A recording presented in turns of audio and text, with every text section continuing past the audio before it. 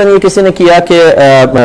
12 ربیع الاول نبی کریم صلی اللہ علیہ وسلم کی تاریخ وفات بھی لکھی گئی ہے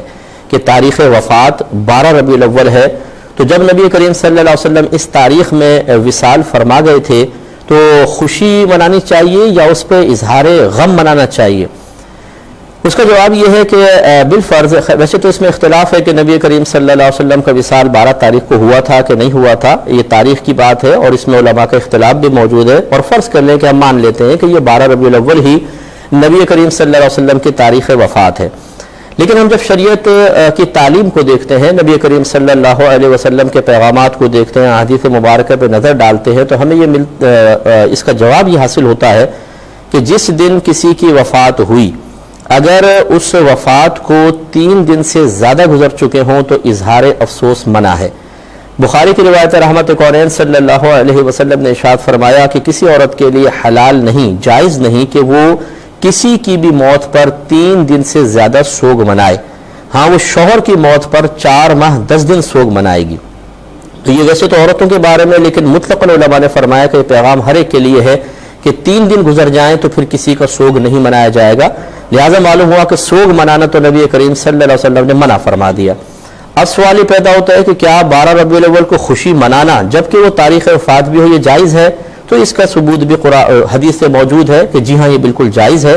نبی کریم صلی اللہ علیہ وسلم نے ارشاد فرمایا کہ جمعے کا دن وہ دن ہے کہ جس میں اللہ تبارک و تعالی نے آدم علیہ السلام کو پیدا فرمایا اور اسی دن آپ کی وفات ہوئی۔ یہ دیکھیں، وفات کا ذکر کیا، اور اب دوسری حدیث میں نبی کریم صلی اللہ علیہ وسلم ارشاد فرما رہے ہیں کہ اللہ تعالیٰ نے جمعے کو مومنین کے لیے عید کا دن قرار دیا ہے۔ اب آپ اندازہ کر لیں کہ آدم علیہ السلام فوت ہو رہے ہیں، جس دن اللہ تعالیٰ اسے عید کا دن قرار دے رہا ہے، اور عید کے دن آپ کو پتہ ہے کہ خوشی کا اظہار ہے، عید کے دن خوشیاں لوٹ کے واپس آتی ہیں، اس لیے یہ عید عود سے نکلا ہے، بعض نے یہ کہا۔ تو خلاصہ کلام یہ ہوا، اب ان دونوں روایات کو ملا کر نتیجہ نکلا کہ اگر بالفعل 12 ربیع الاول نبی کریم صلی اللہ علیہ وسلم کی تاریخ وفات بھی ہوتی تو سوگ کی اجازت نہیں ہے۔ ہاں، چونکہ یہ آپ کی تاریخ پیدائش بھی ہے، اس میں بہت سارے علماء جمہور اس پر ہیں بلکہ کہ یہ 12 ربیع الاول تاریخ پیدائش ہے، بعض نے 9 ربیع الاول بھی لکھی ہے، لیکن 12 پہ جمہور ہیں۔ تو تاریخ پیدائش پر خوشی منانے کا تو ہمیں ثبوت حاصل ہوتا ہے، لیکن سوگ منانا منع ہے، لہٰذا اس میں کوئی حرج نہیں ہے کہ اللہ تبارک و تعالیٰ کے حکم کی تکمیل میں انسان خوشی کا اظہار کرے۔ ایک وسوسہ یہ بھی پیدا ہو سکتا ہے کہ یہ ایک بدعت ہے کہ نبی کریم صلی اللہ علیہ وسلم نے نہ اس طرح کیا ہے، نہ اس کا حکم دیا، نہ صحابہ کرام علیہم رضوان نے سے کیا، نہ اس کا حکم دیا، تو پھر ایک ایسا نیا کام کہ جو پہلے دور میں نہیں ہوا اسے کرنا کیسا ہے؟ یہ تو بدعت ہے، اور نبی کریم صلی اللہ علیہ وسلم کا فرمان ذیشان ہے کہ کل بدعت ضلالہ وکل ضلالۃ فی النار، ہر بدعت گمراہی ہے اور ہر گمراہی جہنم میں لے جانے والی ہے۔ تو معاذاللہ نتیجہ نکلا کہ میلاد مصطفیٰ صلی اللہ علیہ وسلم پر خوشی کا اظہار کرنا، اس کے لیے اس طرح یہ اجتماعی طور پہ اہتمام کرنا بدعت ہے، اور جو اس بدعت کو اختیار کرے گا وہ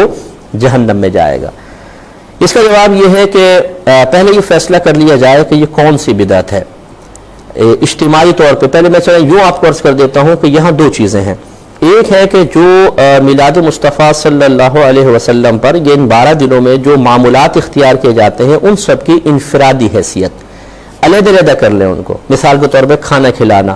سرکار کی پیدائش کے واقعات، سرکار کے مناقب بیان کرنا، آپ کے لیے محافل کا انعقاد، جھنڈے لگانا، لائٹنگ کرنا، جلوس نکالنا، یہ تمام تقریباً چیزیں ہوتی ہیں، ان کو آپ علیحدہ کر لیجئے، اور آپ یہ دیکھیں گے کہ یہ تمام چیزیں کہیں نہ کہیں قرآن یا حدیث سے ثابت ہوں گی، لہٰذا بدعت کا سوال ہی نہیں ہے۔ مثال کے طور پہ کھانا کھلانا، کیا نبی کریم صلی اللہ علیہ وسلم نے اس کی ترغیب نہیں دی ہے؟ اس کے فضائل ذکر نہیں کیے گئے ہیں؟ بالکل کیے گئے ہیں۔ تو یہ معلوم ہوا کہ یہ تو سرکار کے حکم کی تکمیل ہے۔ پھر اسی طریقے سے سرکار کی ولادت کے واقعات خود آپ نے بیان فرمائے، تاریخ کی کتابیں بھری ہوئی ہیں، حدیثوں کے اندر موجود ہیں۔ آپ کے فضائل مناقب یہ قرآن مجید میں خود اللہ تبارک و تعالی نے بیان فرمائے، تو یہ جب بیان ہو چکے، پہلے ان کا ثبوت اور سراغ موجود ہے، تو پھر یہ کوئی نئی چیز تو نہ ہوئی۔ نبی کریم صلی اللہ علیہ وسلم کے معجزات کا تذکرہ کتب حدیث میں بھرا ہوا ہے۔ اسی طریقے سے لائٹنگ وغیرہ کرنا یہ اظہار خوشی کا ایک طریقہ ہے، اور یہ اسی قل بفضل اللہ وبرحمتہ فبذلک فلیفرحوا کے تحت آئے گا کہ یہ اگرچہ اس طریقے سے نبی کریم صلی اللہ علیہ وسلم کے دور مبارکہ میں موجود نہ تھا، لیکن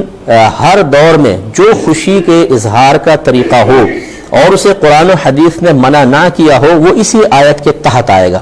جیسے ہمارے شادی بیاہ کے اندر بہت سارے خوشی کے اظہار کے ایسے طریقے اپنائے جاتے ہیں کہ اگر آپ ان کا ثبوت قرآن یا حدیث سے ڈھونڈنے کے لیے جائیں تو آپ کو نہیں ملے گا۔ اسی طرح کسی کی فتح پہ خوشی کا اظہار ہوتا ہے مختلف انداز سے، اگر آپ بعینی اس کا ثبوت قرآن و حدیث سے تلاش کرنے کی کوشش کریں گے تو نہیں ملے گا۔ تو اس کے لیے اتنی اصل کافی ہے کہ اللہ تبارک و تعالیٰ نے خوشی کے اظہار کی اجازت دی ہے، اور اس کے لیے پھر دلیل ہر دور میں وہ عرف بنے گا کہ جو وہاں پر ایسا عرف قائم ہو خوشی کے اظہار کا جو قرآن و حدیث کے خلاف نہ ہو، اسے اس آیت کے تحت ہی آپ داخل کر سکتے ہیں۔ آپ اپنے قریبی علماء سے معلوم کریں، انشاءاللہ وہ ہماری اس بات کی تائید کریں گے۔ اس کے بعد جلوس نکالنا جیسے ہے، مثال کے طور پر یہ جلوس اصل میں اس جلوس کی یاد میں نکالا جاتا ہے یا اس کی مشابہت اختیار کی جاتی ہے جو نبی کریم صلی اللہ علیہ وسلم نے بعد ہجرت مکہ المکرمہ سے مدینہ منورہ آتے ہوئے جب ایک جلوس کی شکل میں آپ مدینہ میں داخل ہوئے تھے تو جو ایک حیات اس وقت قائم ہوئی تھی، اس حیات کو قائم کرنے کی مسلمان کوشش کرتے ہیں۔ نبی کریم صلی اللہ علیہ وسلم جب تشریف لائے، مدینہ کے قریب پہنچے تو حضرت بریدہ اسلمی رضی اللہ تعالی عنہ جو اس وقت تک ایمان نہیں لائے تھے اور کفار کی طرف سے قائم کردہ انعام کے لالچ میں نبی کریم صلی اللہ علیہ وسلم کو معاذ اللہ گرفتار کرنے کے لیے آئے تھے، جب یہ سامنے پہنچے تو رحمت کونین صلی اللہ علیہ وسلم نے زمین سے فرمایا، اے زمین اس کو پکڑ لے، تو ان کے گھوڑا گھٹنوں تک زمین میں دھس گیا۔ وہ گھبرا گئے اور انہوں نے نبی کریم صلی اللہ علیہ وسلم سے معافی طلب کی کہ میں معذرت چاہتا ہوں کہ میں نے آپ کو اس طرح میں نے آپ کے لیے ارادہ کیا، میں واپس چلا جاؤں گا، آپ مجھے چھوڑ دیں۔ رحمت کونین صلی اللہ علیہ وسلم نے زمین سے فرمایا اس کو چھوڑ دے، زمین نے چھوڑ دیا۔ وہ پلٹے لیکن پھر دل میں خیال آیا کہ شاید ہی ویسی ہو گیا ہوگا، چلو پھر میں پکڑتا ہوں۔ پھر ارادے سے پلٹے، نبی کریم صلی اللہ علیہ وسلم نے وہی سابقہ حکم فرمایا، زمین میں پکڑا، پھر ریکویسٹ آئی، سرکار نے پھر کرم فرمایا اور ان کو چھوڑ دیا۔ تو حضرت بریدہ اسلمی رضی اللہ تعالی عنہ سمجھ گئے کہ یہ کوئی جادو ٹونا نہیں ہے بلکہ واقعی آپ اللہ کے نبی ہیں اور یہ معجزے کا اظہار ہے، لہٰذا آپ نے کہا یا رسول اللہ میرے 70 ساتھی میرے ساتھ ہیں، میں چاہتا ہوں آپ ہماری بیعت لیں اور ہم سب کو مسلمان کریں۔ سرکار صلی اللہ علیہ وسلم نے ان سب کو مسلمان کیا۔ اس پر بریدہ اسلمی رضی اللہ تعالیٰ عنہ نے گزارش کی، رسول اللہ صلی اللہ علیہ وسلم میں یہ چاہتا ہوں کہ مدینہ منورہ میں آپ کا داخلہ جھنڈے کے ساتھ ہونا چاہیے۔ سرکار نے اجازت مرحمت فرمائی تو آپ نے اپنا امامہ کھولا اور اسے نیزے پہ باندھا اور اس طرح اوپر کیا تو ایسا جیسے ایک جھنڈا ایسا ہو گیا۔ وہ آگے کے چلتے تھے، 70 صحابہ ساتھ تھے، نبی کریم صلی اللہ علیہ وسلم اور صدیق اکبر رضی اللہ تعالیٰ عنہ اس طرح آگے بڑھے، اور پھر دیگر صحابہ جب مدینہ قریب پہنچے وہ بھی اس جلوس میں شامل ہوئے۔ اب ایک طرف بچیاں ترانے گا رہی تھیں، طلع البدر علینا من ثنیات الوداع وجب الشکر علینا ما دعا للہ داعی، اور صحابہ کرام عورتیں بچے گھروں پہ ہیں اور پہاڑیوں کے پیچھے درختوں کے پیچھے لبیک یا رسول اللہ کے نعرے لگ رہے ہیں۔ تو آپ اندازہ کریں، ذرا غور و تفکر کریں کہ اس جلوس کی حیت اور جو آج جلوس نکالا جاتا ہے اس میں آپ کو بہت زیادہ مشابہت نظر آئے گی۔ میں مشابہت تامہ تو نہیں کہوں گا کہ آج نبی کریم صلی اللہ علیہ وسلم جسمانی لحاظ سے ہمارے درمیان جلوہ افروز نہیں ہے، لیکن بہرحال اس کی مشابہت ضرور نظر آئے گی۔ تو اس جلوس کی یاد میں مسلمانی جلوس نکال رہے ہیں تو اس کی اثر سے قرار دیا جا سکتا ہے تو بدعت تو نہ ہوئی۔ اسی طریقے سے اور جو دیگر اہتمام جیسے محافل وغیرہ کے انعقاد، بچے نے بھی کویسچن کیا تھا، نعتیہ محافل، اگر آپ تھوڑا سا غور کریں تو جب کفار نے نبی کریم صلی اللہ علیہ وسلم کی بسا اوقات ہجوف کی، آپ کے لیے ایسے شعر لکھے، تو نبی کریم صلی اللہ علیہ وسلم نے حضرت حسان بن ثابت رضی اللہ تعالیٰ عنہ کے لیے خاص طور پہ مسجد میں ممبر قائم فرمایا